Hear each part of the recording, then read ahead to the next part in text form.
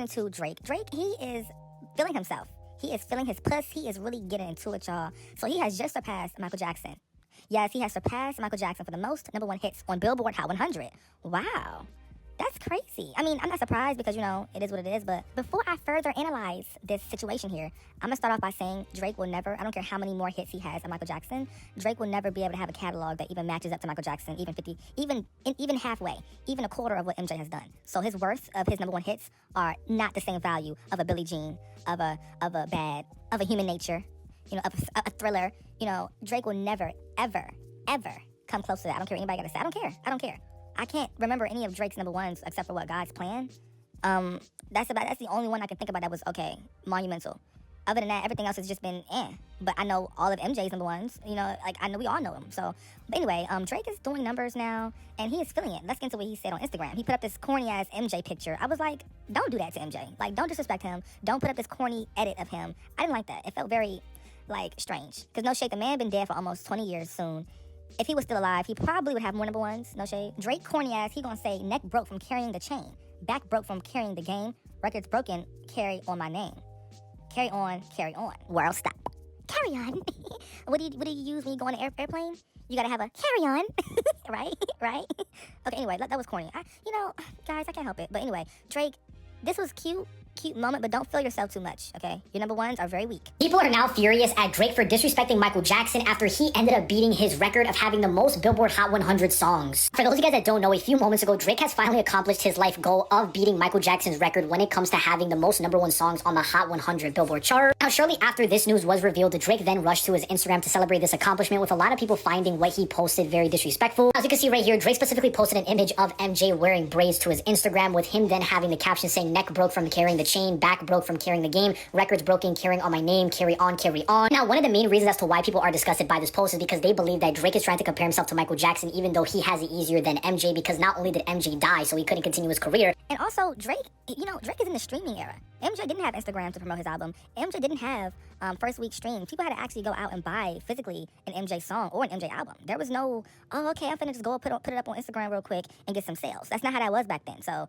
I love the fact that Drake is successful and doing his thing. He probably feels like he's on top of the world right now because, I just beat MJ. But Drake, you never gonna have that. You never gonna have that, okay? You're corny. Social media is currently clowning Latto. Have y'all realized? I feel like recently it's been Latto. Who else been getting clowned a lot? Latto, Glorilla, and Rihanna. Those three have been getting clowned a lot on social media, just for various things. So recently Latto, she's getting clowned for wanting to not be around 21 Savage's exes, baby mamas, or whatever. And come to find out, baby, she had to eat those words. I don't like being in a room or being near, being friends, being in the same area, whatever, within 2 feet of anybody my man fucked before me, liked a picture before me, DM, text, call, looked at before me. Child, you know what they say. The things that you don't want, the things that you're so against, sometimes the world gives it to you, okay? But no shade, I feel like she probably wasn't rocking with 21 Savage at that time. Maybe she was. I don't know. But I do think that Latto, maybe she has made peace with just being a side chick. Let's be real. She seems happy doing it. Look at her, all happy and smiling with the wife of 21. And this is why I like to mind a business that I can afford to mind. Because everybody worried about what their family dynamic is. Whole time, they good. They popping out together happy. Split mama, 5 kids. What we missing? 2, 3, 4, 5. In her bank account, we missing one baby. One baby. Let's roll. Her crew. One baby missing. And I respect it. All of their kids is gonna grow up together. I don't know what their relationship dynamic is, and honestly, I don't think that's any of our business. It's so many kids that don't know their siblings or are not connected to their siblings because the mother of this child got beef with the mother of this child, or the father of this child got beef with the father of this child. Let's be real. No woman wants to share baby mama status with any woman.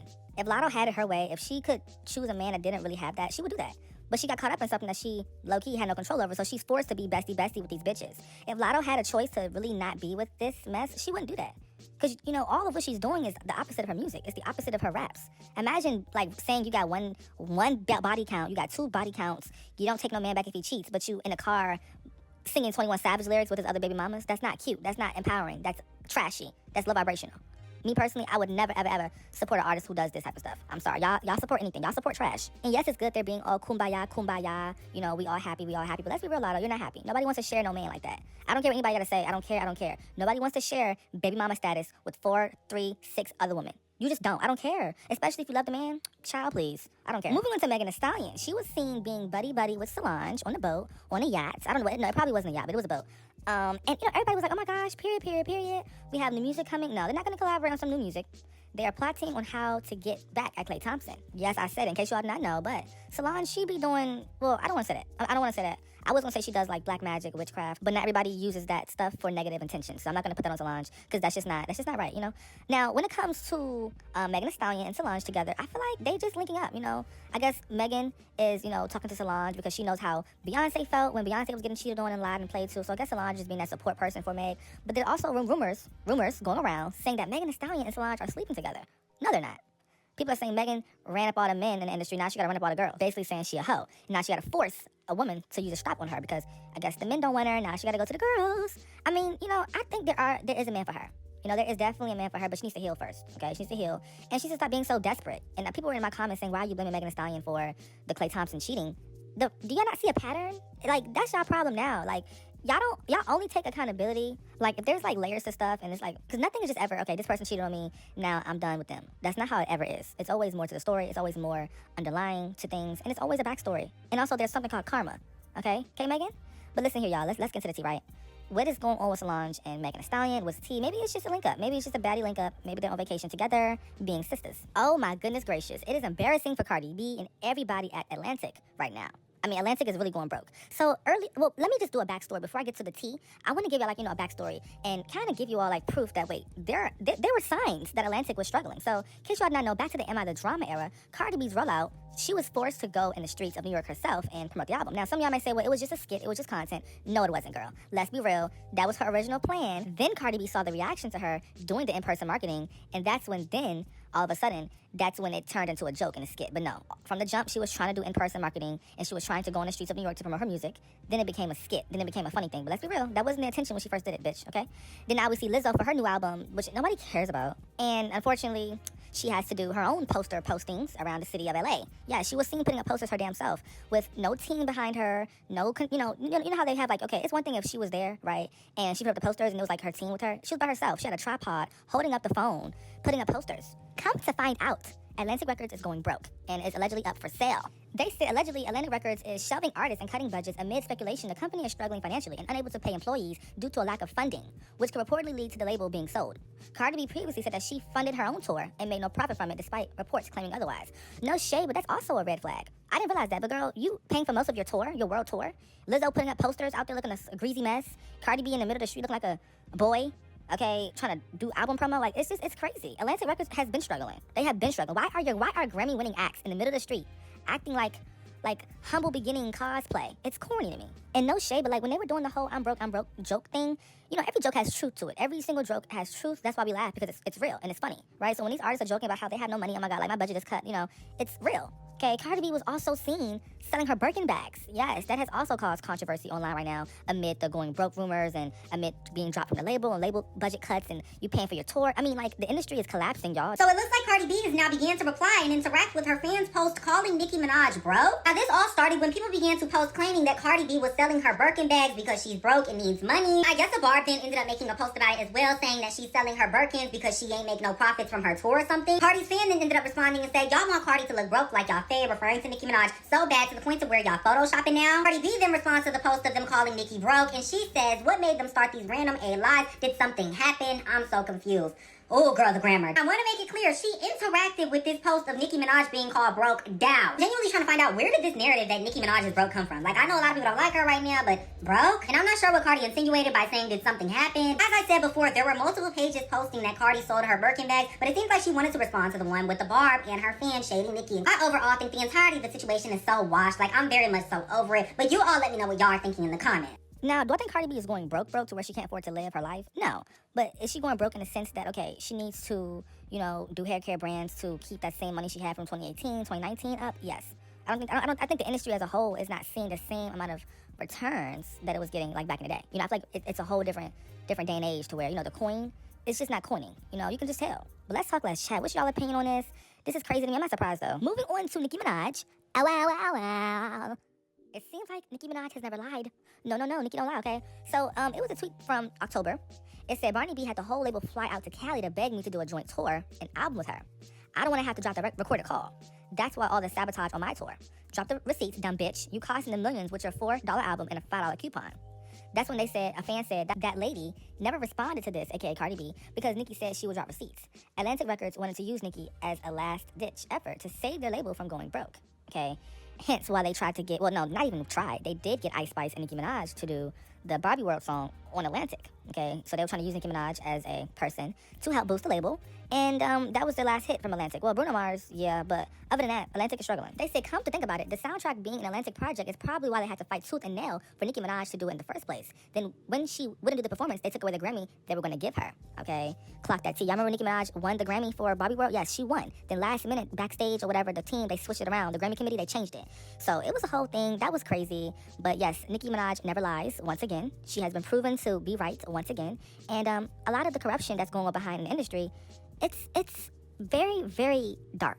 It's a very dark world, and I kind of feel bad for anybody who craves to be in that industry like that, because it is a very soul-sucking world. It is a very depressing world. People are literally being drained of their soul for profits by these labels. You know, that's why people who are smart make their own labels. You know, but if you still sit up under these labels trying to do the whole, you know, play the game with them, you're never going to win, okay? When they have the power, the resources, the coin, the connections, you can't really win that, okay? So let's talk, let's chat, and let's get into that tea. Moving on, social media fans are on online talking. They said, I wonder if Nicki sent 21 Savage a gift for his new baby. Somebody said, I doubt it. She probably would do anything to be cool with Nicki Minaj, though. Basically, they were saying earlier that, okay, you know, Latto and Nicki beef, you know, that they'll bring that up. Somebody said that I wouldn't mind or actually hope if Nicki Minaj and Latto reconcile. I really want Nicki to salvage her relationship with JT, Ice Spice, Latto, and Bia.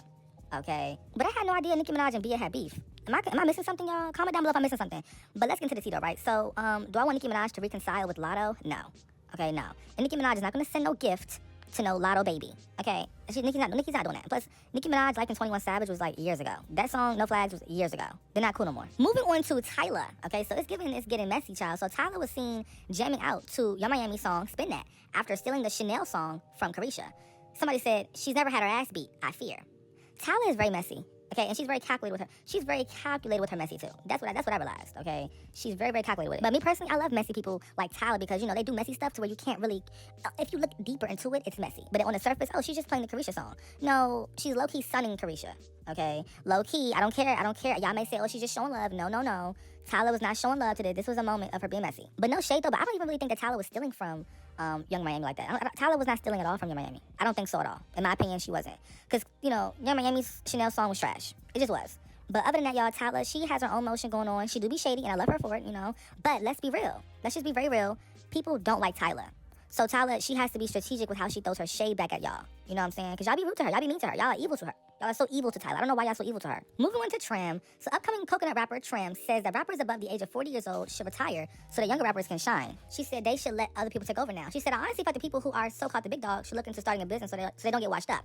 If you keep releasing music and it comes and goes because your heart isn't in it, why not start your own label and invest in other artists and give them the opportunity to be under your wing? They should let other people take over now because that's what I would do. And I wouldn't even wait so long to do it. If I was LeBron, I wouldn't play till I was 40 because it's getting washed up. I'll be after my prime. But sports is a different conversation. It is, boo. And so is being a rapper. Sis, are you shading Nicki Minaj? Okay, because, you know, let's be real, boo. Let's be real.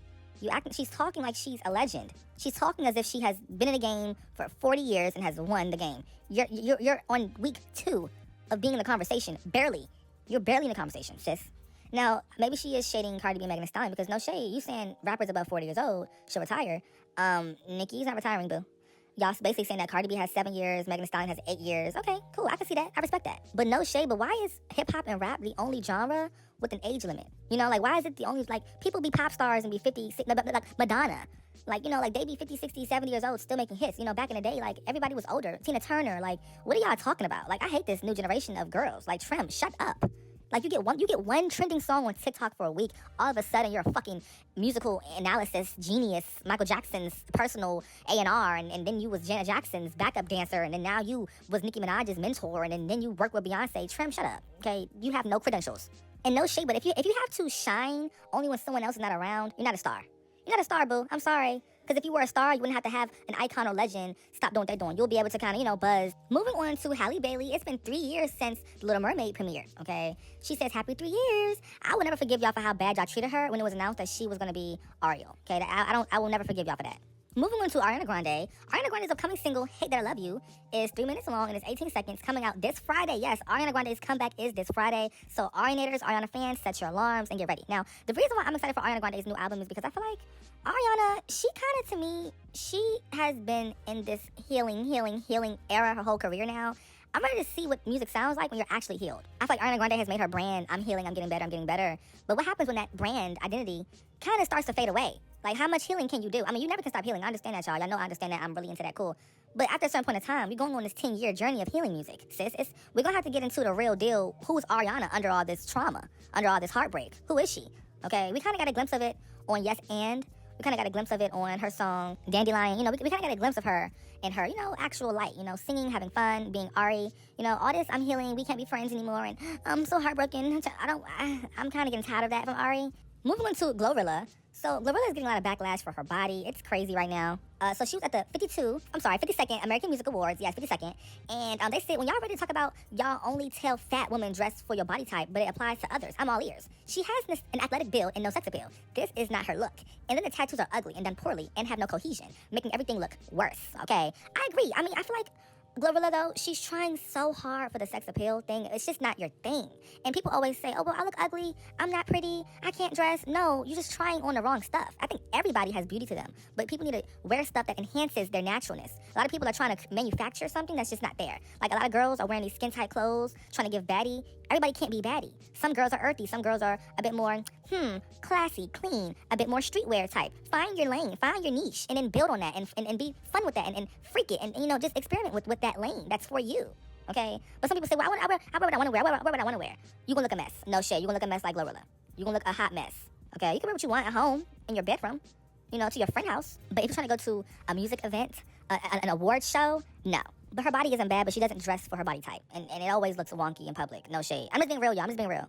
Moving on to Lil Wayne. Lil Wayne says the Carter 7 might be coming out soon. The Carter 7 is coming soon, he says. I'm not sure if we're going to just name it the next album, the Carter 7, but I got albums coming as well. But I don't know when. If they're going to name it the Carter 7 or they're going to wait for another album and name it that, but I got music for days. When he says there, you don't have control over the album name, Wayne? I'm confused. Why doesn't Wayne have that control? I mean, this is crazy to me. Okay, this is really, really, really insane. So that's when people are in the comments, they said, hold on, wait. So this confirms Lil Wayne has no creative control on how his music is packaged. It's no wonder the Carter 6 was a disaster. It was from the physical to the actual music. Lil Wayne is too important to the culture to not have the best possible people around him. And I agree fully. What is going on? Lil Wayne is a legend. He's a legend. He's an icon. But for somewhere along the line, something didn't quite transfer. Because why is he still act like, this is not okay. You are moving as if you're an artist that's fresh up on the scene. You don't know, you can't control what they're going to name your album name. What? That's crazy to me. But let's talk, y'all. Let's chat. Give me your opinions.